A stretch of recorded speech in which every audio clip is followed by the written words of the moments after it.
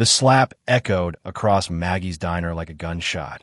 And in that terrible silence, Maya Brooks stood with her cheek burning red, realizing that Sheriff Clayton Reese had just publicly humiliated her and would face no consequences because that's how things worked in Pine Hollow, Georgia, where complaints disappeared and powerful men always won. But what the sheriff didn't know as he walked out smirking was that a stranger in the corner booth had just pressed record on his phone, a former Navy SEAL, who'd made a promise to himself that he would never again stand by while power crushed the powerless. And that single moment was about to unravel an entire web of corruption.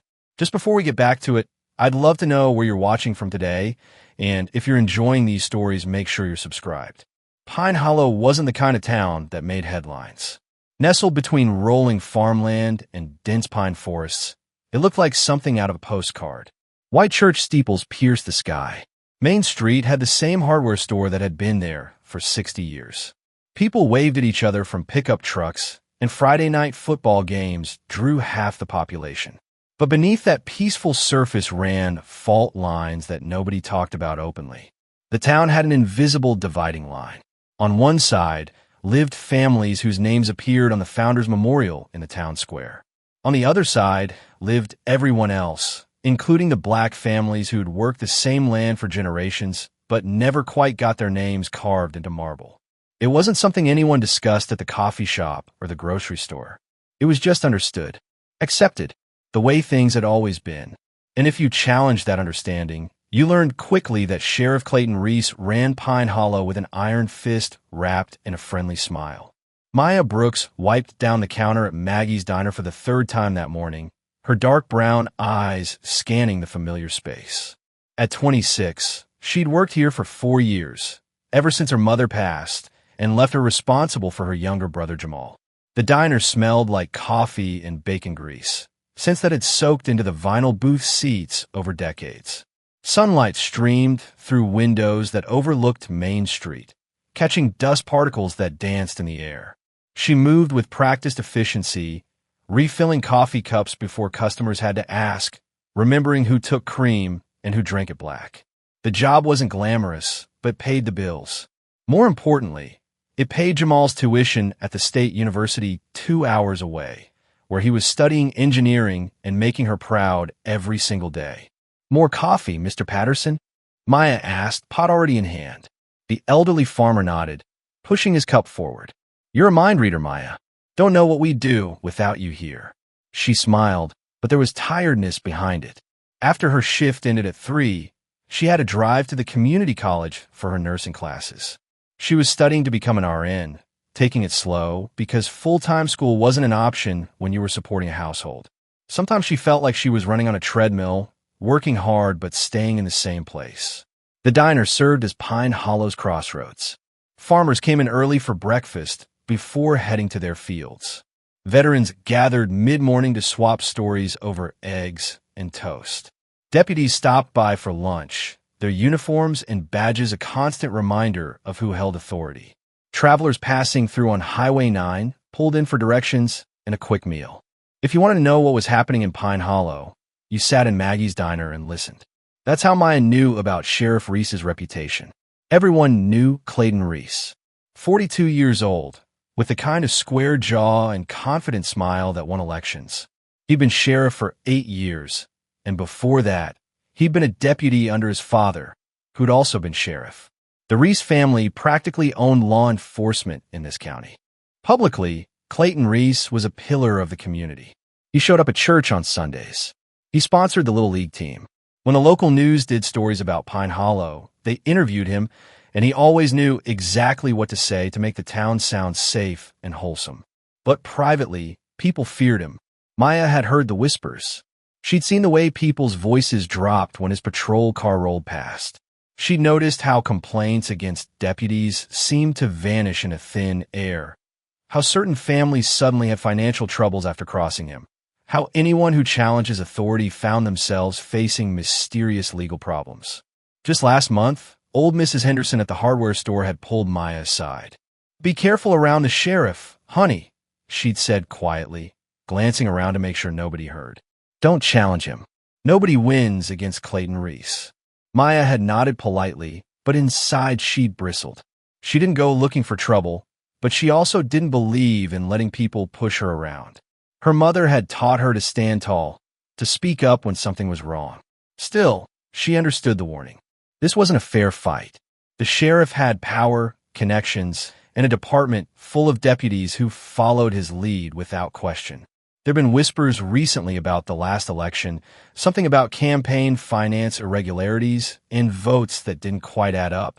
But nothing was ever proven. Nothing was ever investigated. That's how things worked in Pine Hollow. The lunch rush was beginning to build when the stranger walked in. Maya noticed him immediately, the way you notice anything unusual in a small town where everyone knows everyone. He was a black man in his early 30s, tall and lean, wearing jeans and a plain gray t-shirt. Nothing flashy, nothing that drew attention. But there was something about the way he moved. He didn't walk like most customers. He scanned the room methodically, his eyes touching every corner, every exit, every person. It wasn't nervous or suspicious. It was practiced, professional. When he slid into a corner booth, he positioned himself so his back was to the wall and he could see the entire diner. Military, Maya thought immediately. She'd seen enough veterans pass through to recognize the signs. "Coffee?" she asked, approaching with the pot. "Please." His voice was calm, measured. He offered a slight smile that didn't quite reach his eyes. "Thank you. You just passing through?" It was the standard Pine Hollow greeting for strangers. "Visiting family nearby," he said, which Maya suspected was only partially true. There was something about the way he said it, a little too rehearsed. She poured his coffee and left him with a menu, but she noticed he spent more time observing than reading it. He watched the interactions between customers, the way the cook barked orders through the kitchen window, the dynamics of who sat where and who talked to whom. He was reading the room the way she read tables, looking for patterns and unspoken rules. His name was Andre Calloway, though Maya didn't know that yet. She didn't know he was a Navy SEAL on leave, or that he had a personal history with corruption that made him sensitive to the signs of it. She didn't know that his instincts were already picking up on the fear that permeated Pine Hollow like invisible fog. She just knew he was watching. Carefully, the diner door opened with its familiar chime, and Maya's stomach tightened. She didn't need to look up to know who it was. She could tell by the way conversations stuttered and the atmosphere shifted. Sheriff Clayton Reese walked in like he owned the place, which in a way he did. He was handsome in a weathered way, with salt and pepper hair cut military short and blue eyes that could be charming or cold depending on his mood. Today, those eyes looked irritated. He'd clearly had a bad morning, and anyone who'd worked service in Pine Hollow knew that meant trouble. "Maya," he said, his voice carrying across the diner. Not a greeting, a summons. "Sheriff." She kept her voice professional, neutral. "What can I get you?" "The usual. And make it quick. I don't have time for incompetence today." She bit back her first response. The usual was a cheeseburger, medium rare, with fries and a Coke. It took exactly 12 minutes to prepare. There was nothing quick about it, and there was certainly nothing incompetent about her service. "Coming right up," she said instead. Andre watched this exchange from his corner booth. He saw the subtle stiffening of Maya's shoulders, the way her smile became a mask. He saw how other customers suddenly found their plates fascinating, avoiding eye contact with the sheriff. He saw the power dynamic written across the room in body language and silence. 20 minutes later, Maya delivered the burger. It was prepared exactly the way Reese liked it, the way it always was. But he was in a mood, and moods needed targets. "This isn't medium rare," he said, loud enough for the whole diner to hear. Maya looked at the burger. It was textbook medium rare, pink center, properly seared. "I can ask the kitchen, too." "I said it's wrong." He cut her off, his voice sharp. "Are you telling me I don't know what medium rare looks like?" The diner had gone completely silent. Even the cook had stopped clattering pans. "No, sir," Maya said quietly. "I'll get you another one. You'll get me another one, and you'll do it with some respect." He leaned forward, his voice dropping to something more dangerous. "You know what your problem is, Maya? You think you're better than everyone else. Walking around here like you're going to college makes you special." Her hands trembled slightly, but she kept them steady. This wasn't about the burger. This was about control, about putting her in her place in front of everyone. I apologize if I don't apologize, he snapped. Just do your damn job right. She turned to go, but his hand shot out and grabbed her wrist. Not hard enough to hurt, but firm enough to stop her. Firm enough to show he could. Look at me when I'm talking to you. Maya met his eyes, and she saw it there. The petty cruelty of someone who enjoyed wielding power over people who couldn't fight back. She thought about Jamal's tuition, about their rent, about the nursing degree that was her ticket out of here. She thought about all the warnings she'd received. And then Sheriff Clayton Reese slapped her across the face. It wasn't a closed fist punch. It was an open-handed slap, the kind designed to humiliate rather than injure. The sound cracked across the diner like a gunshot. Maya's head snapped to the side, her cheek burning red. For a moment, everything froze. Nobody moved. Nobody spoke. Farmers stared at their plates. The cook pretended to be busy. A mother pulled her child closer. The only sound was the soft hum of the refrigerator and the tick of the clock on the wall. Maya stood there, her hand slowly rising to her burning cheek, tears prickling her eyes. Not from pain, from rage and humiliation and helplessness all mixed together. Sheriff Reese pushed his plate away and stood up. Maybe next time you'll get it right, he said casually, dropping a 20 on the table.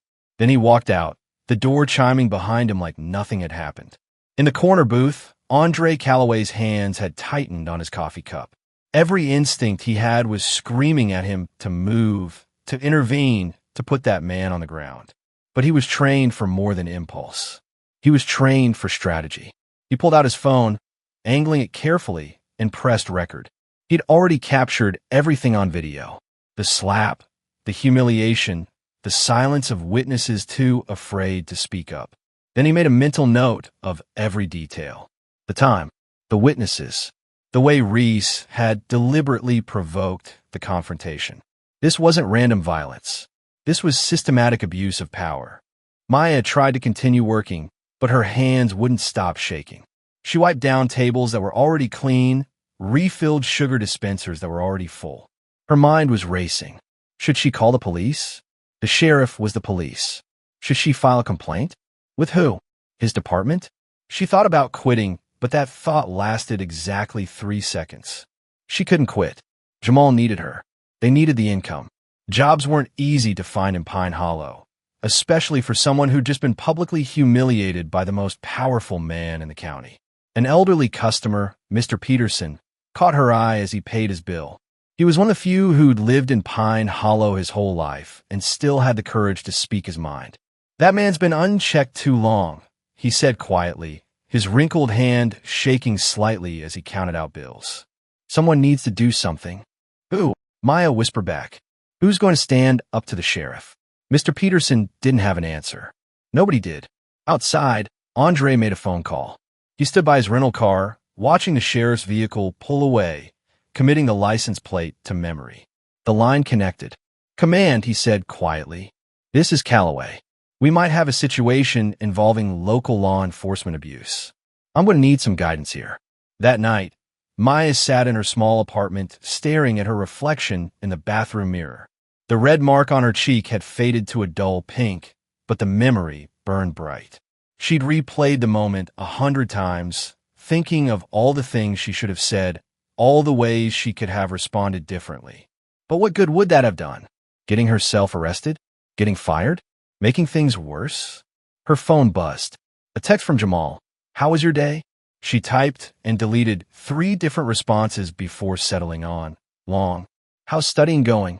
She couldn't tell him. Not yet. He wanted to drive home immediately, to confront Reese himself, to do something stupid and protective the way younger brothers do. And then what? They'd both be dealing with the sheriff's wrath. Maya had lived in Pine Hollow her whole life. She knew how this worked. She knew what happened to people who filed complaints against Clayton Reese. 3 years ago, a man named Marcus Thompson had accused a deputy of planting drugs during a traffic stop. The complaint disappeared within 48 hours. 2 weeks later, Marcus's landscaping business lost its commercial license due to permit violations that had never existed before. Within 6 months, he'd left town. Last year, A white woman named Sarah Mitchell claimed the sheriff's department had ignored her domestic violence calls because her ex-husband golfed with Deputy Harrison. She tried to go to the county board. Suddenly, her custody arrangement was being challenged, and her ex-husband had airtight alibis provided by multiple deputies. She stopped talking, stopped fighting, and eventually moved in with family 3 counties away. The pattern was always the same. Challenge the sheriff, lose everything. Maya turned off the bathroom light and climbed into bed, but sleep didn't come easily. She kept seeing the faces of all those people in the diner, looking down, saying nothing. Were they cowards? Or were they just smart enough to survive? The next morning, she almost called in sick. But that would mean lost wages, and they couldn't afford that. So she put on her uniform, covered the faint bruise with makeup, and drove to Maggie's diner with her stomach in knots. The stranger was back. Andre Calloway sat in the same corner booth, drinking coffee and reading a newspaper. When Maya approached, he looked up with a calm, measuring gaze. "Good morning," he said. "Morning. Coffee, please." She poured, and he said quietly, "That was wrong. What happened yesterday?" Maya's hand stilled. She glanced around, but the diner was nearly empty this early. "I don't want to talk about it." "I understand." He took a sip of coffee. "For what it's worth, I saw it. All of it." Something in his voice made her look at him more carefully. There was a steadiness there, a quiet strength that reminded her of the veterans who sometimes came through town. Men who'd seen violence and learned to control it rather than be controlled by it. "You visiting family?" she asked, changing the subject. "Cousin lives about 20 minutes out," Andre said. It was technically true. He did have a distant cousin in the area, though that wasn't why he was here. He was here because yesterday's incident had triggered something in him, a sense of purpose he hadn't felt since leaving active duty. "How long you staying?" "Depends." He met her eyes. "How's the community around here?" "Friendly." Maya almost laughed. "Define friendly." "People look out for each other, support each other when things get hard." She sat down across from him without really meaning to. The question had opened something. "Used to be," she said. "Or maybe it never was, and I just didn't notice when I was younger. There's good people here, but they're scared." "Of what?" "Of making waves, of standing out, of challenging the wrong people." She paused. "Can I ask you something?" "Sure." "What do you do?" "For a living." Andre smiled slightly. "I'm between things right now. Consider my options." It was a non-answer, and they both knew it. But Maya didn't push. Instead, she stood up. "Breakfast, scrambled eggs, wheat toast, and some truth about this town if you've got it." She looked at him for a long moment, trying to decide if she could trust this stranger. "Truth's not on the menu," she finally said. "But the eggs are fresh." Over the next hour, as the breakfast crowd filtered in and out, Andre observed. He noticed how people interacted with Maya, offering sympathetic looks but nothing more. He noticed how conversation stopped when certain topics came up. He noticed the deputy who came in for coffee and how everyone's posture changed, becoming just a little more guarded. This was a town living under pressure. And pressure, Andre knew, eventually found a release. By midday, word had spread. Small towns were like that. Everyone knew what had happened at the diner, and everyone had an opinion they shared in whispers. Mrs. Henderson from the hardware store pulled Maya aside at the grocery store. "Honey, I'm so sorry about yesterday, but you have to let it go. Don't make trouble." "I'm not making trouble," Maya said. "I'm just trying to do my job." "I know, sweetie. I know." The older woman's eyes were kind but firm. But Clayton Reese doesn't forget, and he doesn't forgive. Just be smart. Be safe. It was the same conversation Maya had 3 more times that day. Everyone was sorry. Everyone thought it was wrong. Nobody was going to do anything about it. Except maybe one person. Andre spent the afternoon doing what he did best, gathering intelligence. He walked Main Street, stopping in shops, chatting with owners. He asked casual questions about the town's history, about local government, about that handsome sheriff everyone seemed to know. The responses painted a picture. Reese had been sheriff for 8 years, elected twice by comfortable margins.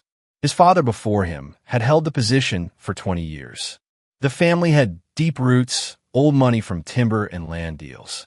They owned property across the county. But beneath the official story, Andre heard other things. Harassment, complaints that vanished. arrests that seemed politically motivated, traffic stops that targeted certain neighborhoods more than others. A pattern of behavior that spoke to systematic abuse, not just one bad moment.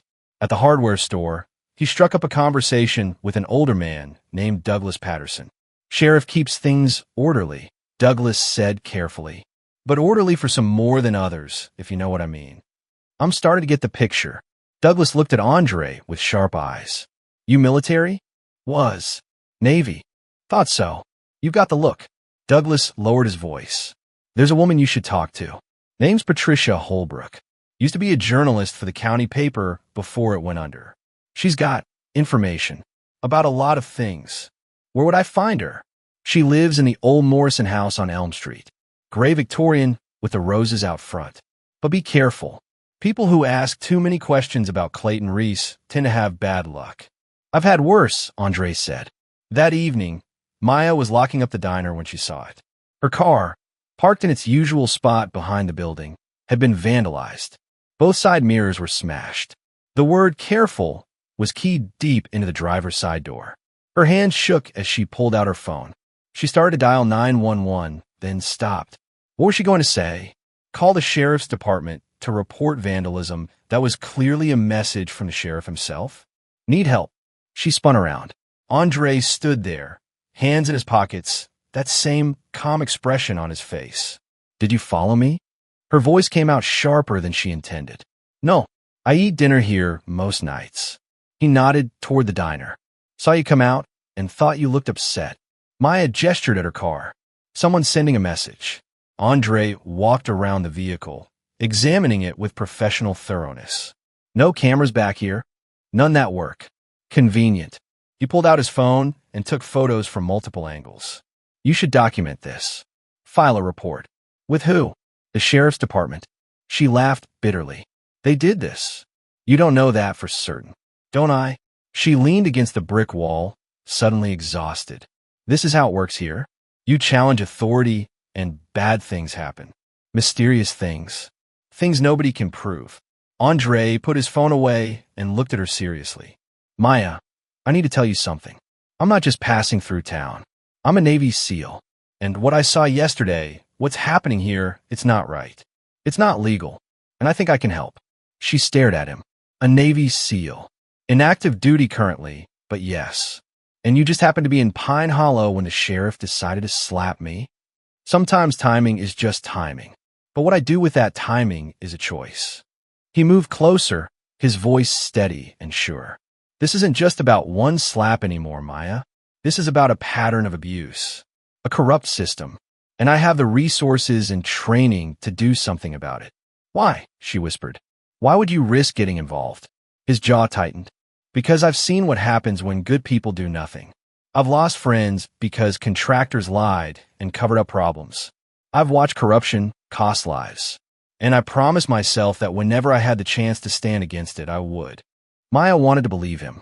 God, she wanted to believe that someone could actually challenge Clayton Reese and win. But hope was dangerous in Pine Hollow. "Hope got you hurt. What are you planning to do?" "First, I'm going to investigate. Properly. Then I'm going to contact some federal resources I trust. Civil rights violations, abuse of power under color of law. These are federal offenses. The sheriff might run this county, but he doesn't run the country. And if he finds out you're digging..." Andre smiled, and for the first time, it reached his eyes. "Let him find out. I'm not some scared civilian he can intimidate. I'm trained for situations a lot more dangerous than a corrupt small-town sheriff." That night, Maya lay in bed thinking about Andre's words. A Navy SEAL, federal resources, civil rights violations. It all sounded official and powerful and completely foreign to her experience of how justice worked in Pine Hollow. But maybe that was exactly what they needed. Someone from outside the system. Someone who didn't owe Clayton Reese anything. Someone who wasn't afraid. Her phone buzzed. Unknown number. "Stay quiet. Mind your business. This is your only warning." Her blood went cold. She screenshotted the message immediately and sent it to Andre's number, which he'd given her before leaving the diner parking lot. His response came within seconds. "Document everything. Don't delete anything. This is evidence." Evidence. The word felt strange. foreign, like something from a TV show, not her real life. But maybe, just maybe, her real life was about to change. Because across town, in a motel room, Andre was on a video call with a contact at the Department of Justice. He was sharing footage, explaining the situation, laying groundwork for an investigation that would either expose corruption or get him in serious trouble. And in his office at the sheriff's department, Clayton Reese was looking at a report from one of his deputies. A stranger in town, asking questions, military background. The sheriff's instincts were good. He'd survived this long by seeing problems before they became threats. He picked up his phone and made a call. "We got someone poking around. Find out who he is and what he wants. And make it clear that Pine Hollow doesn't appreciate outsiders making trouble." The game had begun. The players were in position. And Maya Brooks, who just wanted to serve burgers and study nursing in peace, found herself at the center of something much bigger than she'd ever imagined. The morning after receiving the threatening text, Maya woke with a new sense of clarity. Fear still lived in her chest, tight and persistent, but something else had taken root beside it. A quiet defiance. She'd spent her whole life watching people back down from Clayton Reese, watching injustice slide by unchallenged because it was safer that way. But Andre's words kept echoing in her mind. Civil rights violations, federal offenses, evidence. Maybe this time could be different. She started documenting everything. Every interaction with the sheriff or his deputies. Every threatening glance. Every overheard conversation. She wrote down dates and times, names of witnesses, details she might have dismissed before as unimportant. Her phone became a repository of screenshots, photos, and voice memos. If Andre was going to fight this fight, she was going to make sure he had ammunition. Meanwhile, Andre had spent the previous evening tracking down Patricia Holbrook. The gray Victorian on Elm Street stood proud despite its age, roses blooming in neat rows along the front path.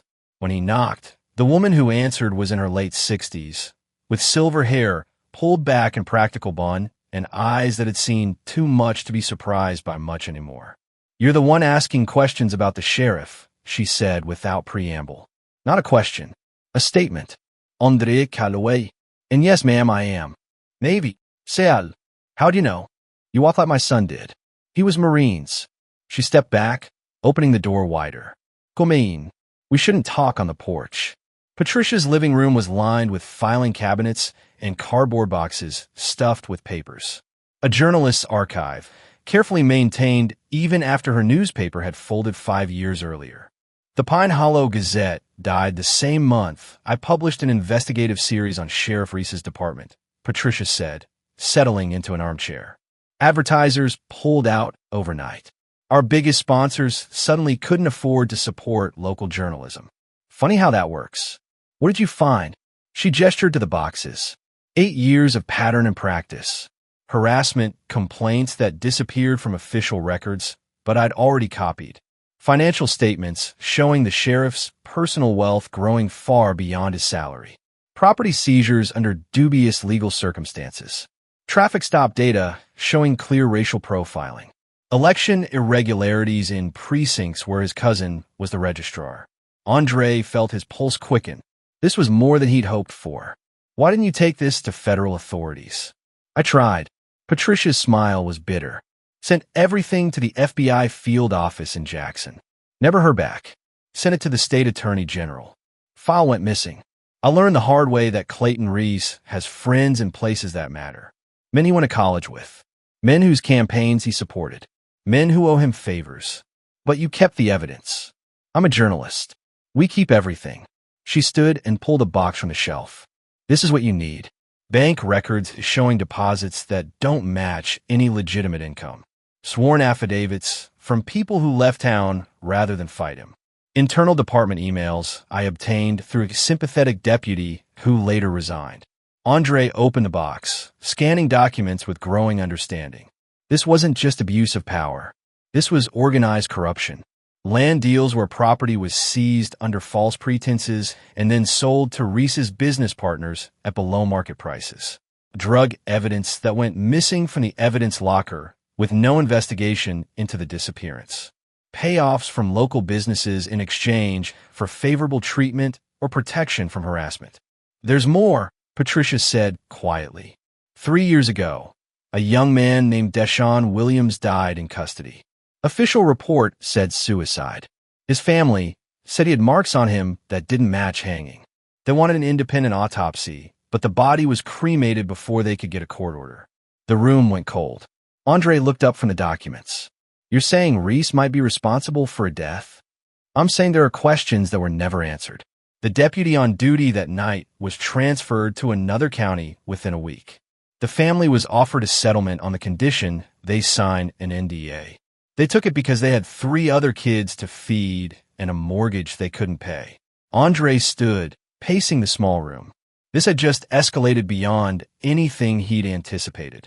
If there was even a possibility of a wrongful death, they needed federal involvement immediately. This wasn't something that could be handled quietly or slowly. Can I make copies of these documents? Take the originals. I have duplicates in 3 different locations. Patricia handed him a flash drive. Digital copies are on here too, organized by category and date. If something happens to me, this information needs to get out. Nothing's going to happen to you. She met his eyes with the steady gaze of someone who'd already made peace with risk. You don't know that, but I appreciate the sentiment. Now go. Do what I couldn't. Make him answer for what he's done. Andre left with the box, his mind already working through next steps. He needed to contact his military legal channels, people he trusted who understood how to navigate federal jurisdiction and civil rights law. He needed to get this information to investigators who couldn't be bought or intimidated. But first, he needed to warn Maya that things were about to get more dangerous. He found her at the community college, sitting in her car in the parking lot between classes. When he knocked on the window, she jumped, then relaxed when she recognized him. Sorry, he said as she rolled down the window. Didn't mean to startle you. I'm a little on edge. She gestured to the passenger seat. Get in. Andre slid in, the box of documents on his lap. I met with Patricia Holbrook. Maya, this is bigger than we thought. The sheriff isn't just abusing his power. He's running a criminal enterprise. Land fraud, evidence tampering, financial crimes, and possibly a wrongful death. Maya's eyes widened. Someone died? A man named Deshaun Williams. 3 years ago. In custody. The official story doesn't add up, and the investigation was shut down before it really started. She was quiet for a long moment, processing. Then, I remember that. My mom was still alive. The Williams family went to our church. They moved away right after, said they couldn't stay in a place that had killed their son, and called it suicide. I was 23. I didn't understand then why they just left instead of fighting. They were scared, and they were probably right to be. Andre turned to face her fully. Listen, I'm going to contact federal investigators. Real ones, not local FBI who might have connections to Reese. But once I do that, things are going to move fast. There's going to be scrutiny, and Reese is going to realize someone's building a case against him. It could get dangerous. It's already dangerous, Maya said. My car, those texts, the way people look at me now like I'm radioactive. What's the difference? The difference is intent. Right now, Reese is trying to intimidate you into silence. Once he knows there's a federal investigation, he might escalate to eliminating the threat entirely. Maya's hands tightened on the steering wheel. Are you trying to scare me off? I'm trying to make sure you understand what you're getting into. You still have the option to walk away. I can do this without you. Your testimony would be helpful, but Patricia's evidence might be enough. And what happens to the next person he slaps? The next family he destroys? The next young man who dies in his custody? Maya shook her head. No, I'm not walking away. My brother Jamal is coming home this weekend. I need to tell him what's happening, prepare him. But I'm not backing down. Andre studied her face, seeing the same determination he'd seen in fellow SEALs before difficult missions. Okay, but we do this smart. You don't confront Reese directly. You don't post about this on social media. You keep documenting, but quietly. Can you do that? I can do that. Good. Because we're about to go to war with the most powerful man in this county. And the only way we win is if we're smarter and more patient than he is. That evening, Andre made the calls that would change everything. He contacted a former JAG officer he'd worked with, a woman named Commander Sarah Washington, who now worked in the Department of Justice's Civil Rights Division.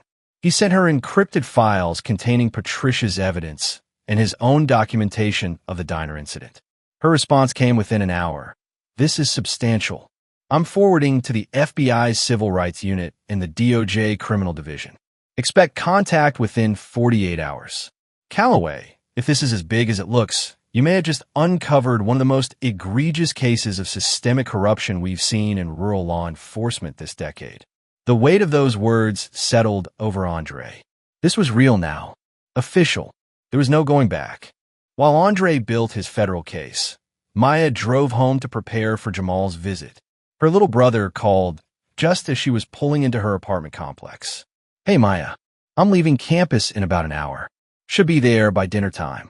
She closed her eyes, gathering courage. Jamal, listen. We need to talk when you get here. About something that happened. What happened? Are you okay? I'm Phoenix. There's something you need to know. Something with the sheriff. Silence on the other end. Then carefully, what did he do? We'll talk when you get here. Just drive safe, okay? Don't speed. Maya, please, Jamal. When you get here, I need to say this in person. After they hung up, Maya sat in her car, gathering herself. She'd been protecting Jamal his whole life, ever since their dad left when Jamal was 6 and she was 11. She'd helped raise him, made sure he did his homework, worked extra shifts to pay for his school supplies and later his college application fees. The idea of him being in danger because of her made her want to pack him up and send him back to school immediately. But he deserved the truth. And if Andre was right, if this was really going to escalate, Jamal needed to know what he might be coming home to. Inside her apartment, Maya's phone rang. Unknown number again.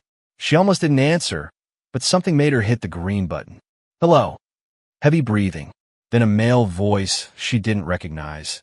You don't know when to quit, do you? Your brother, Jamal Brooks, lives in Randolph Hall, room 314.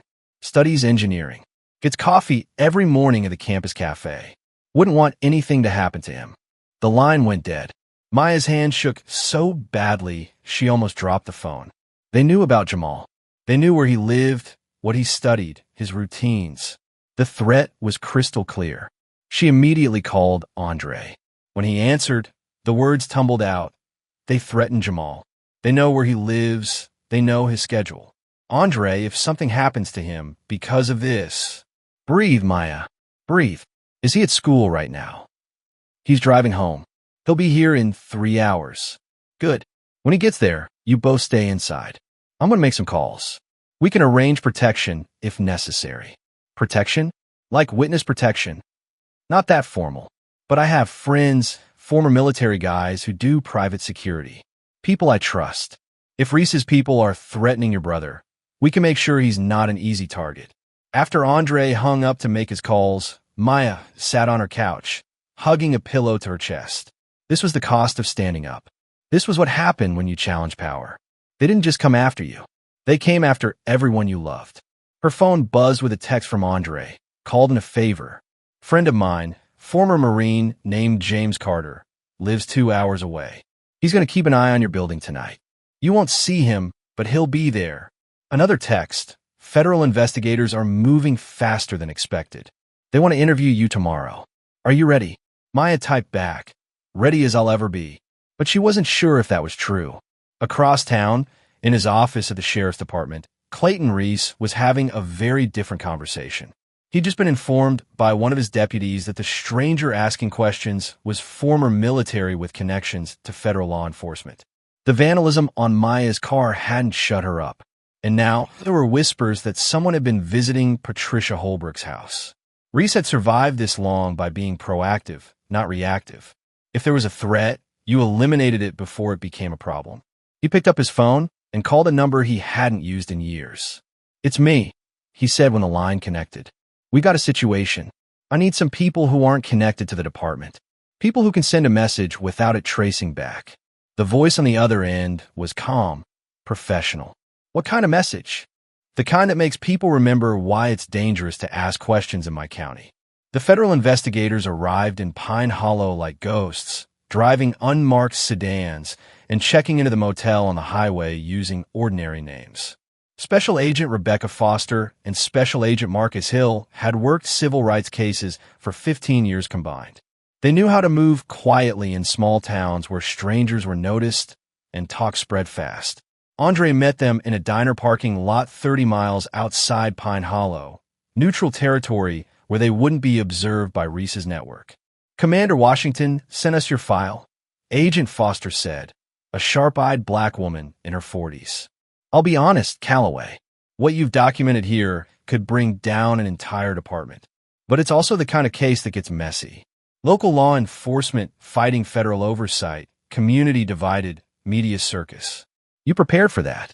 "I'm prepared to do what's right." Agent Hill, a stocky white man with graying temples, opened a briefcase. "We'll need to interview the primary witness, Maya Brooks. We'll need access to Patricia Holbrook's archives. And we'll need to do this carefully. If Sheriff Reese catches wind that FBI is actively investigating, he could start destroying evidence. He already knows someone's digging. I'm sure of it. He's not stupid." "No," Foster agreed. "Men like Reese are rarely stupid. Arrogant, yes. Overconfident in their untouchability, absolutely. But not stupid. That's what makes them dangerous when cornered." They spent 2 hours going through the evidence, with Andre providing context and background. By the end, both agents looked grim. "This Deshaun Williams' death," Hill said. "We'll need to pull the original autopsy report if it still exists. Interview the family if they're willing. If there's even a possibility this was a wrongful death covered up by law enforcement, that changes everything." "How long before you can move on this?" Andre asked. Foster glanced at her partner. "We'll start interviews tomorrow. If the evidence is as solid as it appears, we could have enough for an arrest warrant within a week. But Calloway, you need to understand something. Once we start interviewing people, word will spread. Reese will know, and he'll act. What kind of action are we talking about? Could be anything. Intimidation, evidence destruction, witness tampering. In worst-case scenarios, we've seen suspects flee or attempt to harm key witnesses. That's why we're going to need cooperation from local law enforcement, which given the circumstances is complicated." "There's a deputy," Andre said. "Connor Briggs. He's young, relatively new to the department. I've seen the way he looks at Reese when the sheriff's not watching. I think he might be sympathetic. Could be an ally or could be a plant," Hill warned. "We'll feel him out carefully." That evening, Maya sat Jamal down in their small living room. Her brother was 22, tall and lean like their father had been, with the same intense focus he brought to his engineering studies. He noticed immediately that something was wrong. "You've been jumpy since I got here," he said. "And there's a guy sitting in a car across the street who's been there for 2 hours. So what's going on?" Maya told him everything. The slap, the vandalism, the threats, Andre's investigation, the federal agents. She watched her brother's expression shift from shock to anger to something harder and more determined. "He hit you," Jamal said, his voice dangerously quiet. "That sheriff put his hands on you, and everyone just watched. Jamal, don't go trying to be a hero. That's exactly what they want, an excuse to arrest you or worse. So what? I'm supposed to just sit here while they threaten my sister? No, you're supposed to trust that we're doing this the right way, with evidence and federal investigators and a law." She grabbed his hands. "I need you thinking, not reacting. You're the smart one, remember? The engineer. Help me figure out how to stay safe while we see this through." Jamal took a shaky breath. "Who's the guy in the car?" "Friend of Andre's. Former Marine. He's making sure nobody bothers us tonight. And tomorrow I talk to the FBI. And then we wait to see if justice actually works in Pine Hollow." The next morning, Maya met Agents Foster and Hill at a location Andre had arranged, a lawyer's office in the next county over. The lawyer, a stern woman named Gloria Matthews, specialized in civil rights cases and had agreed to represent Maya pro bono after hearing her story. Agent Foster recorded the interview while Hill took notes.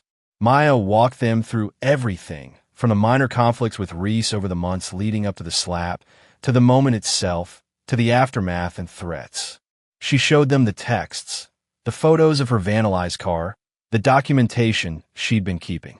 "You've been thorough," Foster said with approval. "That helps tremendously. Ms. Brooks, I want to be straight with you. This case is going to get attention. National, probably. A black woman assaulted by a white sheriff in a small southern town. Corruption, federal investigation. The media will want to talk to you. People will form opinions without knowing the facts. Some will support you. Others will attack you. Are you prepared for that?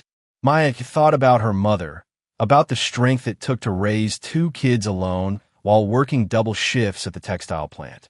She thought about Jamal and his future, about all the young people in Pine Hollow who deserve to grow up without fear of their own law enforcement. I'm prepared, she said. What do you need me to do? For now, stay safe. Document any further incidents. Don't engage with Reese or his deputies unless absolutely necessary. We'll be conducting more interviews over the next few days. Once we have enough, we'll move to arrest. After the agents left, Gloria Matthews sat down with Maya. They're good at what they do. If anyone can build an airtight case, it's Foster and Hill. But you should know, the sheriff's office might try to discredit you. They might dig into your past, try to find anything they can use to paint you as unreliable or with an agenda. I don't have anything to hide. Everyone has something. A traffic ticket, an argument with a neighbor, an angry social media post from 5 years ago. They'll try to make you the story instead of Reese's actions. Stay calm, stay consistent, and trust the process. Meanwhile, in Pine Hollow, the tension was building like storm clouds. Deputy Connor Briggs had been approached carefully by the federal agents, and after initial suspicion, he'd agreed to cooperate. He provided internal department records showing a pattern of complaints against Reese that had been buried, use of force incidents that were never properly investigated, and evidence logs with suspicious gaps. Why are you doing this? Agent Hill had asked him during their private conversation. Connor had stared at his hands. Because I became a cop to help people. And every day, I watch Sheriff Reese hurt people and call it justice. I have kids. I don't want them growing up thinking this is what law enforcement looks like. But Connor's cooperation came with risk. Other deputies had noticed him talking to the strangers in suits. Rumors started spreading through the department that someone was cooperating with an outside investigation.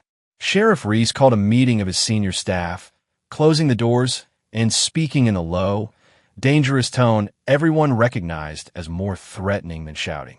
Someone in this department is talking to federal agents, he said, his eyes moving from face to face. Someone is betraying the brotherhood, the trust we've built. When I find out who it is, there will be consequences. Severe consequences. Do I make myself clear? The deputies nodded, but Connor felt sweat trickling down his back. He kept his expression neutral, but inside his heart was racing. That same evening, something happened that would shift the entire case in a higher gear. A video appeared on social media. The footage from Andre's phone, the moment Reese slapped Maya in the diner. It had been anonymously uploaded with a simple caption. This is justice in Pine Hollow, Georgia. Within hours, it had thousands of views. By morning, it had been picked up by state news outlets. By afternoon, national cable networks were running segments on small-town corruption and police brutality. Maya's phone exploded with notifications. Friend requests, interview requests, messages of support, messages of hate. Someone had identified her, and suddenly her name was trending on social media. I didn't release the video, Andre told her when she called him, panicked. I wouldn't do that without your consent. Then who did? I don't know. But whoever was just accelerated everything. Reese can't bury this now. The whole country is watching. In his office, Clayton Reese watched the video play on his computer screen for the 10th time, his face growing redder with each viewing. His phone had been ringing constantly. The mayor, the county commissioners, the state party leadership, everyone wanted to know what was happening, what he was going to do, how he was going to contain this. He'd underestimated the situation. He'd thought intimidation would work the way it always had. He'd thought burying the complaint and threatening the witnesses would be enough. He'd been wrong. Now he had federal agents in his county, a viral video making him look like a monster and mounting pressure from every direction. He needed to regain control, and he needed to do it fast. Reese called his lawyer, a slick attorney named Kenneth Whitmore, who specialized in defending law enforcement in misconduct cases. We're going to get ahead of this, Whitmore said. Hold a press conference. Express regret for the incident. Say you were having a difficult day and lost your temper, but you've apologized to Ms. Brooks privately, and she's accepted. She hasn't accepted anything. She's cooperating with the feds. Whitmore paused. Then we changed strategy. We question her credibility. Suggest she has an agenda. Paint this as a personal vendetta against local law enforcement. We pull together character witnesses, people who will testify to your years of service, your dedication to the community. And the other evidence? The financial stuff, the complaints. We'll handle it piece by piece. But right now, public opinion is what matters. We need to shift the narrative before this becomes unrecoverable. That night, Sheriff Reese held a press conference on the steps of the Pine Hollow courthouse. He wore his dress uniform, American flag behind him, expression somber and controlled. "I want to address the video that's been circulating," he began. "What you saw was a moment I'm not proud of. A moment where I let my frustration get the better of me. I've served this community for 20 years, first as a deputy alongside my father, then as your sheriff. In all that time, I've tried to uphold the law fairly and justly. But I'm human, and humans make mistakes." He paused, as if gathering emotion. "I've reached out to Ms. Brooks to apologize personally. This incident doesn't reflect who I am or what I stand for. I'm committed to regaining the community's trust and continuing to serve Pine Hollow with honor and integrity." The reporters shouted questions, but Reese waved them off and retreated inside. The performance had been pitch perfect, hitting all the right notes of contrition without actually admitting wrongdoing. Watching from her apartment, Maya felt sick. He's lying. I never received any apology. He never tried to reach out. Andre, sitting beside her, nodded grimly. He's trying to control the narrative. Make himself look reasonable, and you look unreasonable if you don't accept his fake apology. So what do? Nothing. You don't respond to his press conference. You don't engage with the media circus. You let the federal investigation do its work. The truth will come out, but it has to come out through official channels, not Twitter arguments. But staying silent felt impossible when her phone kept buzzing with messages calling her everything from hero to a liar to worse things she didn't want to read. The town was dividing, exactly as Agent Foster had predicted. Some people were finally speaking up about their own experiences with Reese. Others were defending him fiercely, seeing the investigation as an attack on their way of life. At the high school, teachers debated in the break room. At the grocery store, customers took sides. At the diner where Maya worked, Maggie finally called her. "I'm sorry, honey," the older woman said, her voice heavy with regret. "I'm getting pressure. People saying they won't eat here if I keep you on. I don't believe a word of it, what they're saying about you. But I have a business to run. You're firing me. I'm giving you paid leave until this settles. It's the best I can do." Maya hung up feeling hollowed out. The job hadn't been much, but it had been hers. It had paid her bills and Jamal's tuition. Now even that was gone. But when she told Jamal, he surprised her. "Good. You don't need to be serving people who think what Reese did was okay. And don't worry about money. I could take a semester off, get a job." "Absolutely not. You're not stopping your education because of this. Then we'll figure out together." He hugged her tight. "We've gotten through worse, remember? When Mom died, and we had nothing but each other. We survived that. We'll survive this." In his motel room, Andre received a call from Commander Washington. The video accelerated our timeline. DOJ is authorizing arrest warrants. FBI will execute them within 48 hours. But Calloway, there's chatter. Our sources indicate Reese might be planning something. He's feeling cornered, and cornered animals are dangerous. You need to make sure your witnesses are protected. How protected are we talking? Safe house level. At least until after the arrest. Can you arrange that? Andre looked out his window at the quiet street. Somewhere out there, Clayton Reese was making his own plans. And Andre had a sinking feeling that the next 48 hours would determine whether justice prevailed or whether power crushed another small-town truth-teller. "I can arrange it," he said. "But Sarah, if Reese runs or tries something desperate, we'll be ready.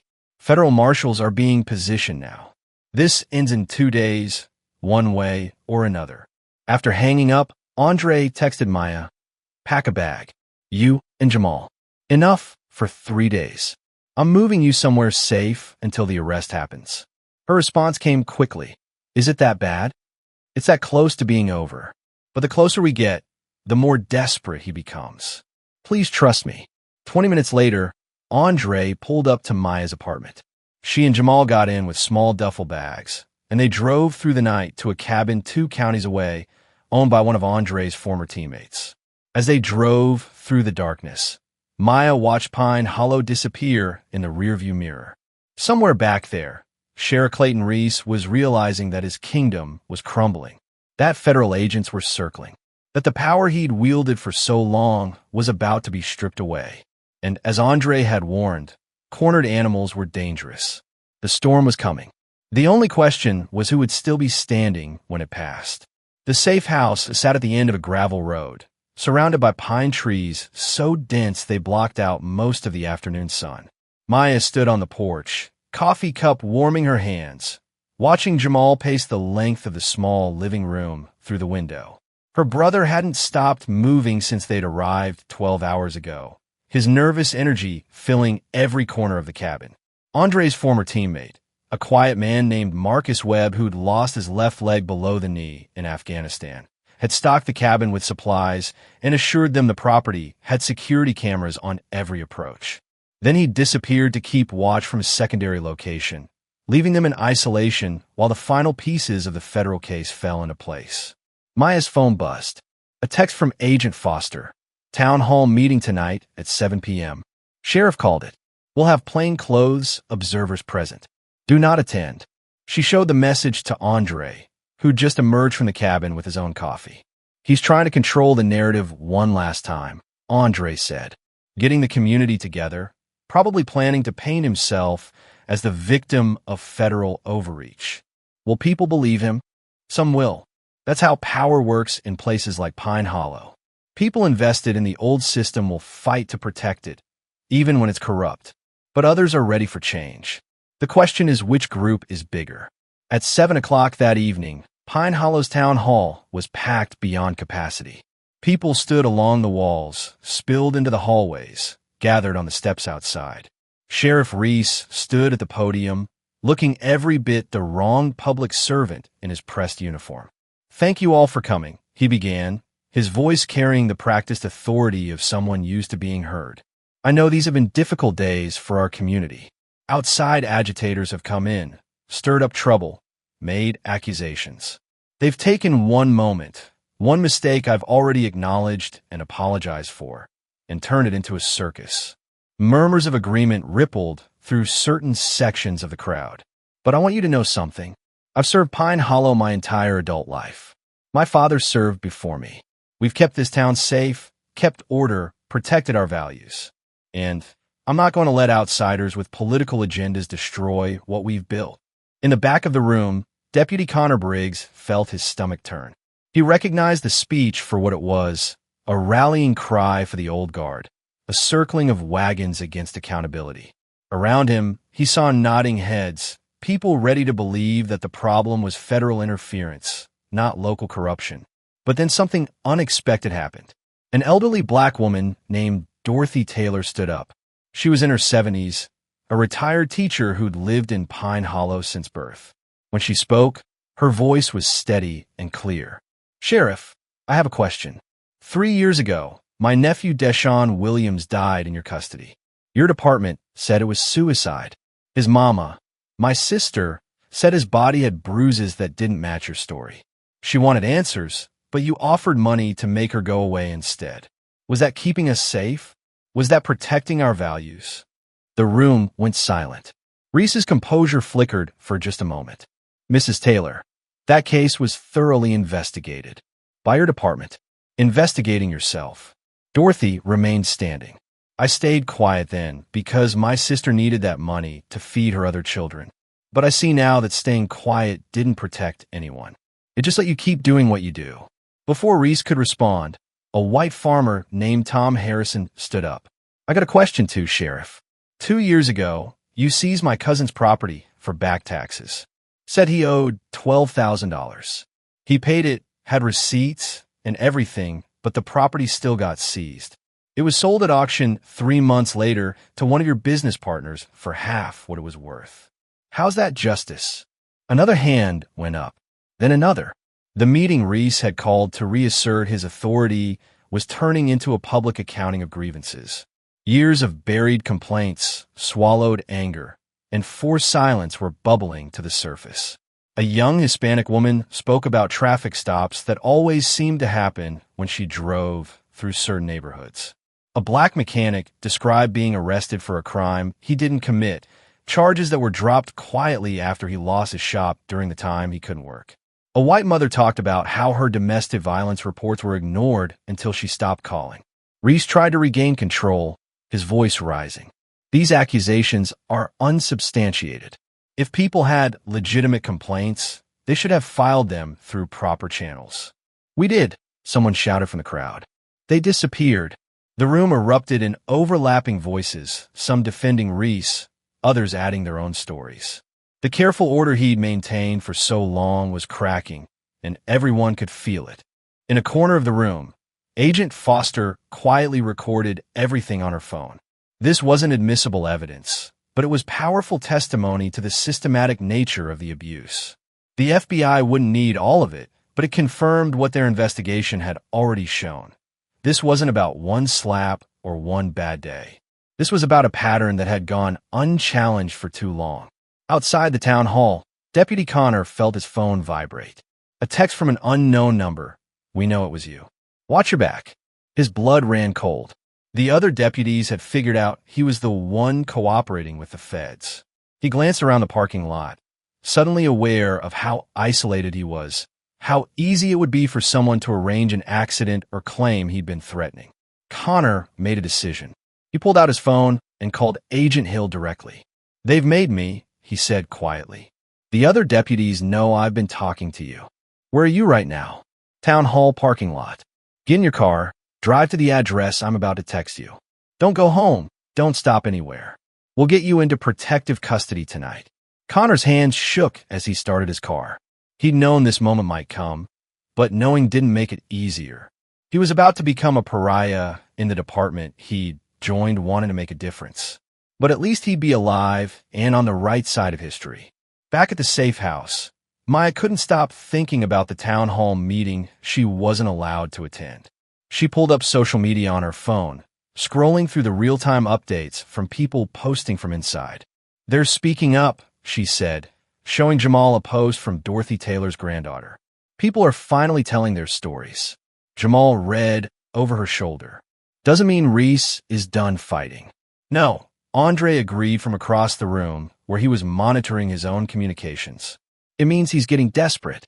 I just got word that Deputy Briggs had to be extracted. The other deputies threatened him." Maya looked up sharply. "Is he okay?" "He's with federal protection now. But it tells us something important. Reese's people are fracturing. Some are staying loyal. Some are trying to save themselves. That's when things get most dangerous, when people start making panic decisions." That fear proved prescient. At 11 o'clock that night, Andre received an urgent call from Agent Foster. "We're moving the arrest up to tomorrow morning. Reese just left town. We tracked him driving toward the state line. Looks like he might be planning to run. What do you need from us?" "Stay where you are. Keep your witnesses secure. We've got federal marshals positioning now. If Reese crosses state lines as a fugitive, this becomes an even bigger federal case. Either way, tomorrow it ends." Andre hung up and turned to Maya and Jamal. "Reese is running. Federal marshals are tracking him. The arrest happens tomorrow morning." Maya felt a strange mix of relief and anxiety. What if he gets away? He won't. You can't outrun the federal government, not in the digital age. Every license plate reader, every traffic camera, every toll booth. They'll find him. But Sheriff Clayton Reese wasn't running. Not exactly. He drove through the night to a remote property he owned in the next county, a hunting cabin where he kept records he'd never wanted found in an official search. Documents showing the full extent of his financial crimes, communications with criminal associates, evidence that would confirm everything Patricia Holbrook had suspected and more. He sat in the dark cabin, a bottle of bourbon on the table, and contemplated his options. Run and spend the rest of his life looking over his shoulder. Fight and likely spend decades in federal prison. Or end this on his own terms. His phone rang. Kenneth Whitmore, his lawyer. "Clayton, where are you?" The FBI is looking for you. If you run, it makes everything worse. It can't get worse, Ken. You've seen the evidence they have. The town turning on me. It's over. It's only over if you give up. Come back. We'll fight this in court. Reasonable doubt, procedural errors. We can work with this.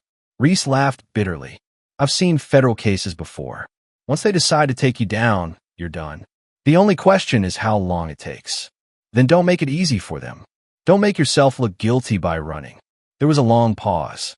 Then Reese said quietly, I'll think about it, and hung up. He sat in the darkness for another hour, the weight of 8 years of unchecked power pressing down on him. All the shortcuts he'd taken, the people he'd hurt, the corners he'd cut, they'd all felt justified at the time. Necessary. The cost of maintaining order in a complicated world. But now, facing the consequences, he could see how each small corruption had led to larger ones, how the first time he'd looked away from wrongdoing had made it easier to participate in it, how power had slowly poisoned everything it touched. His phone rang again. This time, it was Deputy Harrison, one of his most loyal officers. Sheriff, where are you? There's federal marshals setting up positions all over town. They're getting ready for something big. Tell them I'll be at my office at 8 a.m. tomorrow. Tell them I'm not running. But Jerry, you need to listen to me. When they come for me, don't get in their way. Don't throw your career away defending me. This is my mess, not yours. After he hung up, Reese sat in the silence of the cabin. Tomorrow morning, he would drive back to Pine Hollow and face what was coming. Not because he'd found sudden nobility, but because running would only make it worse for everyone, including himself. Sometimes surrender wasn't weakness. Sometimes it was the only smart move left.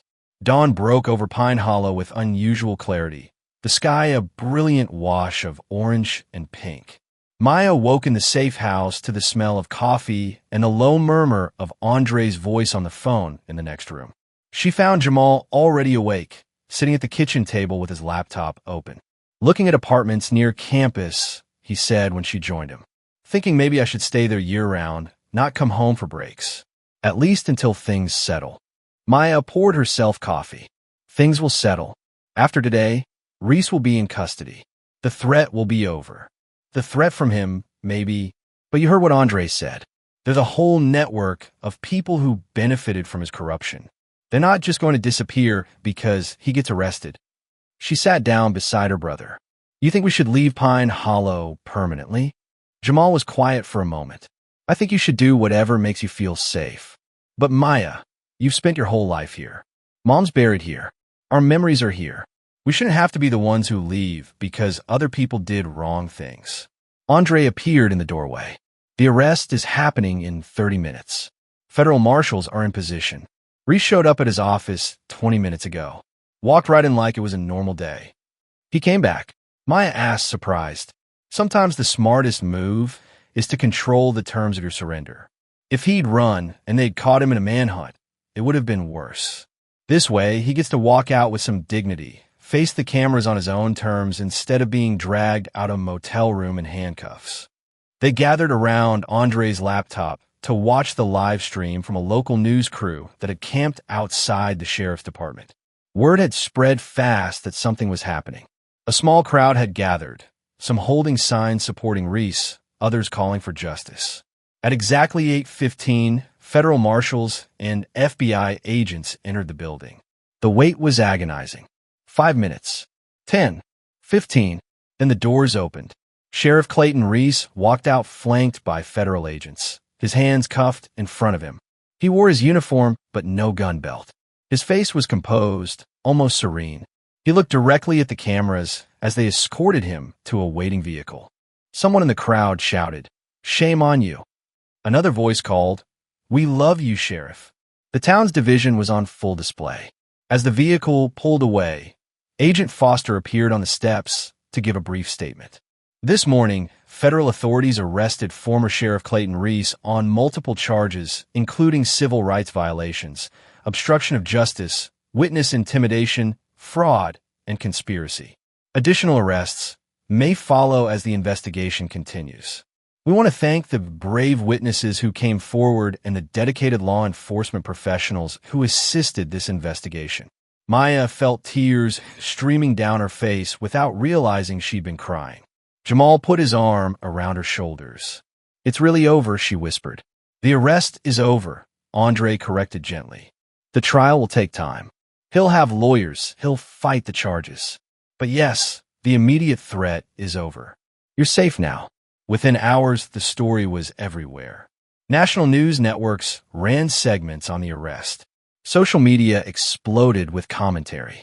Maya's phone was flooded with interview requests from journalists, podcast hosts, documentary filmmakers. Everyone wanted to tell her story. Gloria Matthews, her lawyer, called with advice. "You're going to have opportunities to speak publicly. Some will be genuine, others will try to exploit you. Let me vet them first. And Maya, whatever you do, don't let them make you a symbol without your consent. You're a person, not a hashtag." The attention was overwhelming. Maya had gone from serving coffee in obscurity to being recognized in grocery stores, having strangers approach her with tears in their eyes, saying she'd given them courage to speak up about their own experiences with corrupt authority. But not all the attention was positive. Online trolls sent her hateful messages. Anonymous accounts claimed she was lying, that she'd orchestrated everything for attention or money. Someone created a fake fundraising page in her name, trying to scam people who wanted to support her. "How do you deal with this?" she asked Andre one evening, back in her own apartment now that it was safe.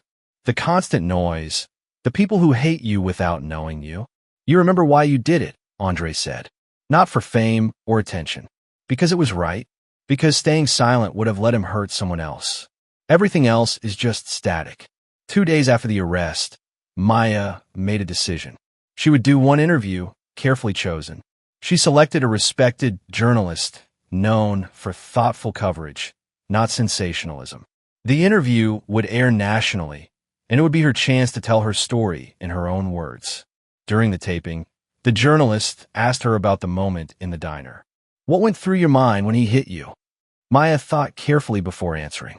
"Rage, helplessness, but also this awful realization that he'd done it because he could. Because he'd been doing things like this for years and nobody had stopped him. And I thought about all the people who'd stayed silent before me. Not because they were cowards, but because speaking up genuinely wasn't safe for them. That's what corruption does. It makes survival require silence." What would you say to other people in situations where authority abuses power? "I'd say document everything. Find people you trust. Know that the system can work, but it takes time and courage, and usually help from outside. And I'd say don't let them make you feel alone. For every person who stays silent out of fear, there's usually someone else ready to stand with you if you reach out." The interview aired on a Thursday evening and was viewed by millions. The response was immediate and overwhelming. Maya's social media gained thousands of followers. Organizations focused on police reform and civil rights reached out, wanting her to speak at events, join advisory boards, lend her name to causes. It was too much, too fast. Gloria helped her navigate the offers, accepting some speaking engagements that aligned with Maya's values and politely declining others. Meanwhile, the legal process ground forward. Reese's arraignment revealed the scope of the charges against him. 23 federal counts ranging from civil rights violations to wire fraud to conspiracy. His bail was set at $5 million, which he couldn't make. He would remain in federal custody pending trial. Additional arrests followed. 2 deputies who'd actively participated in intimidation tactics. A county commissioner who'd taken bribes. A business owner who'd paid for protection. The corruption had run deeper than even Andre had suspected. Deputy Connor Briggs, now under federal protection and cooperating fully, provided testimony that filled in gaps in the investigation. The picture that emerged was of a criminal enterprise that had operated under the guise of law enforcement for nearly a decade. Through it all, Jamal stayed close to his sister. He'd returned to school, but came home every weekend, helping her sort through the chaos, being the steady presence she needed. "I'm proud of you," he said one Saturday afternoon as they sat on her apartment balcony. "I know I was angry at first, scared for you. But watching how you've handled this, the grace you've shown even to people attacking you online, Mom will be proud too." Maya smiled, feeling the truth of it. Their mother had always said that doing the right thing wasn't about being fearless. It was about being afraid and doing it anyway. The nursing program Maya had put on hold during the crisis welcomed her back. Her professors had followed the story and offered support, helping her catch up on missed coursework. She threw herself into studying, finding solace in the concrete science of anatomy and pharmacology after months of living in chaos. One afternoon, she ran into Tom Harrison, the farmer who'd spoken up at the town hall meeting. He was at the hardware store, buying supplies. "Ms. Brooks," he said, tipping his hat, "I wanted to thank you. My cousin got his property back. Federal investigation found the seizure was fraudulent. He's moving back home next month." "I'm glad," Maya said sincerely. "I'm sorry it took so long. Better late than never. And it wouldn't have happened at all if you hadn't been brave enough to stand up first." Stories like that kept coming.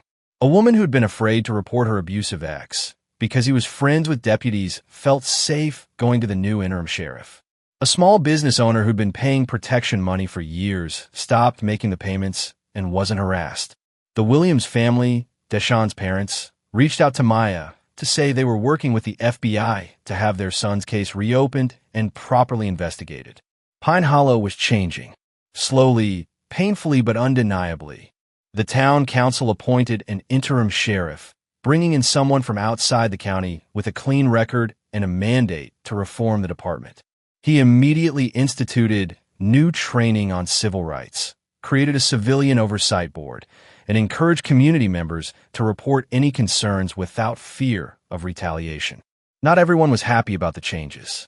Some longtime residents felt their town was being transformed by outsiders, that the federal investigation had been overreach, that things were better before all this trouble started. But their voices were quieter now, less certain. Andre stayed in Pine Hollow longer than he'd originally planned. There was something about seeing the investigation through to its conclusion that felt necessary, like finishing a mission properly. But he knew he couldn't stay indefinitely. He had his own life to return to, decisions to make about his future after the military. The night before he planned to leave, he and Maya had dinner at a restaurant in the next town over, away from the constant recognition she faced in Pine Hollow. "What's next for you?" she asked. "Not sure yet. The Navy's offered me some positions if I want to go back to active duty. I've also been talking to some organizations that work on police reform, thinking I might be able to help on a larger scale." "You'd be good at that. What about you? Still planning to be a nurse?" "Definitely. Though people keep asking me to consider law school, public policy, all these other paths. But I like the idea of being someone who helps people directly, one person at a time. There's something pure about that." Andre smiled. "That's exactly right. The big systemic changes matter, but so does the individual care. Both are necessary." They talked for hours, these two people who'd been strangers weeks ago and were now bound by shared experience and mutual respect. There was no romance between them, just a deep recognition of what they'd accomplished together. As Andre walked Maya to her car, she said, "Thank you for not looking away, for caring about a stranger's problem in a town that wasn't yours. Thank you for being brave enough to let me help. A lot of people in your position would have taken the threat seriously and stayed quiet. You chose differently." They hugged goodbye, knowing they'd likely stay in touch but might never see each other in person again. That was okay. Some people enter your life for a season, change everything, and then move on.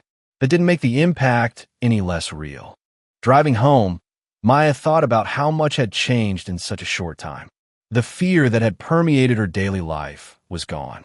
She could walk into the diner without her stomach clenching. She could drive through town without constantly checking her mirrors. The weight she'd been carrying had lifted. Tomorrow, she would go to class, study for her anatomy exam, call Jamal to check on his week. Live a normal life, the kind of boring, peaceful existence she'd once taken for granted. But she also knew she'd carry this experience forward. The understanding that ordinary people could challenge extraordinary power. That systems could change when enough people refused to accept them. That courage wasn't the absence of fear, but the decision that something else mattered more. In his federal holding cell, Clayton Reese sat with the reality of his choices. His lawyer was building a defense, but both of them knew the evidence was overwhelming. The best they could hope for was a plea deal that might reduce his sentence from decades to years. He thought about the moment in the diner, the slap that had seemed so insignificant at the time, a thoughtless act of anger and dominance. He'd slapped people before, metaphorically and sometimes literally.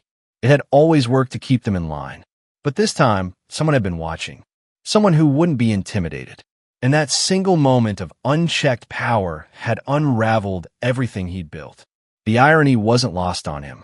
After all those years, all that careful control, he'd been brought down by his own arrogance in a moment he'd barely thought about. Tomorrow, the real work of justice would continue. Trials would be prepared. Testimony would be gathered. The legal system would grind forward at its deliberate pace. But tonight, in Pine Hollow, people slept a little easier.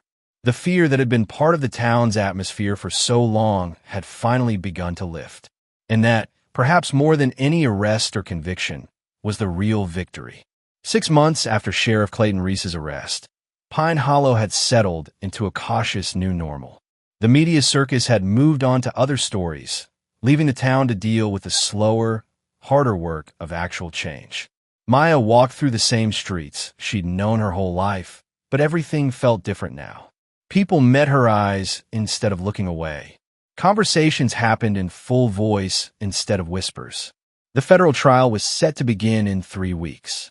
Prosecutors had built a case so comprehensive that Reese's lawyers had approached them about a plea deal.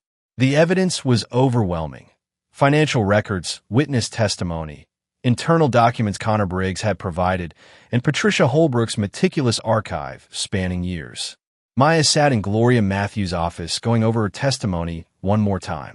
She would be called as a witness, and though the moment in the diner was just one piece of a much larger case, it was the incident that had started everything. The defense will try to rattle you, Gloria warned. They'll suggest you had a grudge against the sheriff, that you wanted attention, that the slap wasn't as serious as you made it seem. Stay calm, stick to the facts, and remember that the evidence speaks for itself. I'm ready, Maya said, and she meant it. The fear that had once paralyzed her had transformed into something steadier. Determination. That evening, she met Jamal for dinner at a new restaurant that had opened on Main Street. Her brother looked healthy and focused, his engineering studies going well. He made the dean's list last semester and was already fielding internship offers from major companies. How's it feel, he asked, knowing it's almost over? Strange. I keep waiting for something else to happen, for it to fall apart somehow. But Gloria says the case is solid. Reese is going to prison for a long time. And then what? What happens to you after the trial? Maya had been thinking about that question a lot lately. I graduate in a year. Take my nursing boards. Maybe stay in Pine Hollow, maybe not. For the first time in a long time, I actually have choices. Across town, in a federal detention facility, Clayton Reese sat across from Kenneth Whitmore reviewing the plea offer. 20 years in federal prison in exchange for full cooperation and guilty pleas to 15 counts. It would spare him a trial and potentially reduce his sentence with good behavior, but it would also mean admitting to everything. If we go to trial, we might do better, Whitmore said without much conviction. Create reasonable doubt on some charges, and risk 40 years instead of 20. Reese shook his head. I'm 52 years old, Ken. Even with the plea, I'll be 72 when I get out. If I get out, no, I'm done fighting. Let's take the deal. The lawyer nodded slowly. I'll inform the prosecutors. They'll want your full cooperation on the wider investigation. There are still people out there who benefited from the corruption. They'll want names. They can have them. All of them. Reese looked at his hands, remembering all the things they'd done. I spent 8 years thinking I was protecting this town. Turns out I was just protecting my own power. Let all come out. The plea deal made headlines. Some people in Pine Hollow felt cheated that there wouldn't be a dramatic trial, while others were relieved the town wouldn't have to endure months of testimony and media attention. Maya felt something like closure, though she knew the real healing would take much longer. Deputy Connor Briggs had been hired by the interim sheriff to help implement the new reforms. He worked with the Civilian Oversight Board, training deputies on proper procedures and community engagement. It wasn't easy work. Some officers resented the changes, seeing them as punishment for Reese's crimes. But Connor persisted, believing the department could be what he'd hoped it would be when he first joined. One afternoon, he stopped by Maya's apartment to update her on the Deshaun Williams case. The FBI reopened it officially, he said. They've got forensic experts reviewing the original autopsy report and crime scene photos. The deputy who was on duty that night is cooperating now that Reese can't protect him. It looks like there was a confrontation that went wrong, and then a cover-up. Maya felt her throat tighten. Will the family get answers? They will. Real ones, not the lies they were told before. It won't bring Deshaun back, but maybe it helps to know the truth. After Connor left, Maya sat quietly thinking about all the ways corruption rippled outward. One young man dead, one family destroyed, one truth buried, and all of it allowed to continue because people were afraid to challenge authority. She thought about Andre, who'd returned to active duty with a Navy SEAL team deployed overseas. They emailed occasionally brief updates on their lives. He'd been right about the importance of accountability, about how standing up to corruption mattered, not just for the immediate victims, but for everyone who came after. Patricia Holbrook published a series of articles online documenting the full scope of what she'd uncovered over the years. Major news outlets picked up her work, and she was fielding offers from publishers interested in turning her reporting into a book. At 73, she'd finally gotten the recognition her journalism deserved. The town slowly rebuilt trust in law enforcement. The interim sheriff, a man named Robert Sullivan who'd spent 20 years with the state police, held monthly community forums where residents could ask questions and voice concerns. Attendance was high at first, then settled into a steady core of engaged citizens. Maya attended one of these forums and was surprised when Sullivan asked her to speak about her experience. "I don't have much to add that people don't already know," she said, standing somewhat awkwardly at the microphone. "But I guess I'd say this. Accountability doesn't happen by accident. It requires people being willing to speak up, even when it's scary, even when it costs something. And it requires institutions being willing to listen and change. Both have to happen." The applause was genuine and sustained. Afterward, several people thanked her privately for her courage. An older woman, Maya, didn't recognize hugged her and whispered, "You gave my daughter the strength to leave her abusive husband. She'd been afraid to go to the police. Now she knows they'll help." Stories like that reminded Maya why it had all been worth it. Spring came to Pine Hollow with an explosion of dogwood blossoms and warming temperatures. Maya stood on the stage at the community college in her nursing school graduation gown, diploma in hand, looking out at the small crowd of supporters. Jamal sat in the front row, his proud smile visible even from the stage. Gloria Matthews was there, as was Patricia Holbrook. Even Connor Briggs had come, taking time off duty to attend. It felt like a victory that had nothing to do with Sheriff Reese and everything to do with the future Maya had worked toward for years. She was a registered nurse now, with job offers from the county hospital and a clinic in the next town over. She'd earned this through her own determination, and no one could take it away. At the reception afterward, Jamal pulled her aside. "Mom would have been so proud of you. Not just the nursing degree, though that's huge, but everything you did, the way you handled it all. We did it together," Maya corrected. "You supported me through everything. I couldn't have made it without you. So what's next? You taking the hospital job?" "Actually, I'm considering the clinic. It's smaller, more community-focused. I like the idea of being the nurse who knows her patients, builds relationships. Plus, it's in Pine Hollow. I thought about leaving, but this is home, and I want to be part of making it better." A week later, Clayton Reese stood in federal court for his sentencing hearing. He'd already pleaded guilty, but the judge wanted to hear from victims before imposing the sentence. Dorothy Taylor spoke about her nephew Deshaun and the years his family had spent not knowing the truth.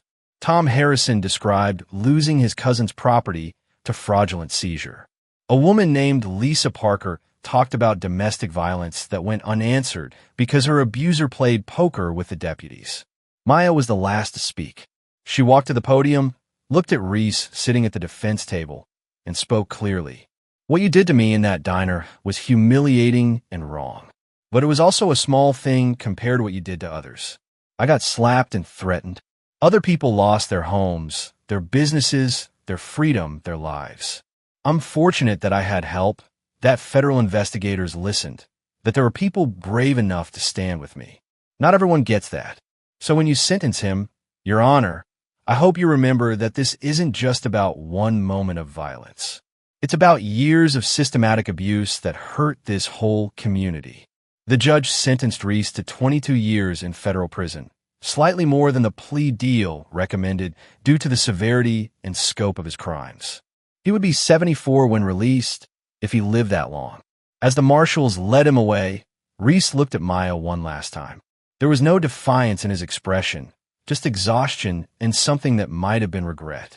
Outside the courthouse, Maya stood with Gloria and Jamal as reporters asked for comments. She kept it brief. Justice was served today, not just for me, but for everyone Sheriff Reese hurt over the years. Now the real work begins, rebuilding trust and making sure this never happens again. The Deshaun Williams case concluded a month later. The deputy who'd been on duty that night pleaded guilty to involuntary manslaughter and obstruction of justice. The medical examiner who'd falsified the autopsy report lost his license. It didn't bring Deshaun back, but his family finally had truth and acknowledgement of their loss. Maya started her job at the Pine Hollow Community Clinic, working alongside Dr. Raymond Foster, a family physician who'd practiced in town for 30 years. The work was exactly what she'd hoped for, helping people, building relationships, making a tangible difference in individual lives. One afternoon, a teenager came in with a sprained ankle from basketball. As Maya wrapped the injury, the girl said shyly, "You're the one who stood up to the sheriff, right?" "I am." "That was brave. I want to be brave like that." Maya smiled. "You know what I learned? Bravery isn't about not being scared. It's about caring about something more than you fear the consequences." "What do you care about?" The girl thought for a moment. "I care about my little brother. He's being bullied at school, and I've been afraid to tell anyone because the bully's dad is on the school board." "Tell someone. Tell your parents. Tell a teacher you trust. Tell Dr. Foster or me. Don't let fear make you silent about something that matters." After the girl left, Maya sat in the break room thinking about how change spreads, not through grand gestures alone, but through countless small moments where people chose courage over comfort. That teenager telling someone about her brother's bullying was just as important as Maya standing up to Reese. Both were acts of refusing to accept wrong as inevitable. Jamal graduated that spring with honors in engineering. He'd accepted a job with a renewable energy company in Atlanta, but promised to visit often. On his last night in Pine Hollow before the move, he and Maya sat on the porch of their apartment complex, watching fireflies emerge in the dusk. "You ever regret it?" Jamal asked. "Taking on Reese, going through everything you went through?" Maya considered the question seriously. "No, it was hard and scary, and there were moments I wanted to give up. But I can walk through town now without feeling afraid. I can look at myself in the mirror and know I didn't let injustice slide just because it was easier. That matters. Think things will really change? Long term, I think they already have. Not completely, not perfectly. There's still people here who think Reese was unfairly targeted, who resist the reforms. But there's also people who are speaking up when they see something wrong, who trust that complaints will be investigated, who believe accountability is possible. That's real change." 6 months later, Maya received an email from Andre. He was stateside briefly between deployments and wanted to visit Pine Hollow, see how things had developed. They met at a coffee shop that had opened where the old hardware store used to be, part of the gradual renewal happening downtown. "You look good," Andre said. "Happy. I am. The work at the clinic is exactly what I hoped for. Jamal's doing great in Atlanta, and Pine Hollow is actually becoming the place I always wanted it to be. What about you personally? Anyone special in your life?" Maya laughed. "I'm dating a teacher from the high school. Nothing serious yet, but it's nice. What about you?" "Still figuring things out. But I'm glad I was here when you needed help. Glad we made a difference." They talked for hours, catching up on the changes in town, the ongoing reforms, the small victories in community rebuilding. Before Andre left, he said something that stayed with Maya. "You know what the real victory was? Not the arrest or the conviction. It was breaking the silence. showing people that challenging corruption doesn't mean you disappear. You're still here, thriving, and that example matters more than anything. A year after Reese's sentencing, Maya stood in the town square where the founders' memorial still stood. The town council had commissioned a new memorial, one that honored all the families who'd built Pine Hollow, not just the wealthy white ones. The unveiling ceremony drew a diverse crowd, something that would have been unusual just 2 years earlier. Dorothy Taylor spoke briefly, dedicating the memorial to her nephew Deshaun and all those who'd suffered injustice. We remember the past, not to stay stuck in it, but to build a better future. That's what monuments should do. Help us remember and help us grow. That evening, Maya walked through the diner where it had all started. New owners had taken over, keeping the name Maggie's, but updating the menu and atmosphere. She slid into a booth, ordered coffee, and looked around at the familiar space transformed. The young waitress who served her didn't recognize Maya, which felt appropriate somehow. The story was moving into history, becoming part of the town's collective memory rather than its immediate present. Life was moving forward.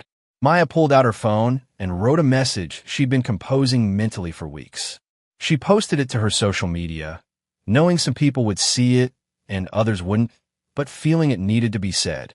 2 years ago, I was just trying to do my job and get through nursing school. I didn't plan to become a symbol or story. But sometimes ordinary moments require us to make choices that change everything. If you're facing injustice, document it, find allies, and speak truth even when your voice shakes. The system doesn't always work, but it works more often when people refuse to stay silent. And to everyone who supported me through that journey, thank you. We changed Pine Hollow together. Now, let's keep making it better. She put her phone away and sipped her coffee, watching through the window as people walked past on Main Street. Lives being lived, stories unfolding, a town healing and growing and becoming something new. Power wasn't loud. It wasn't always dramatic.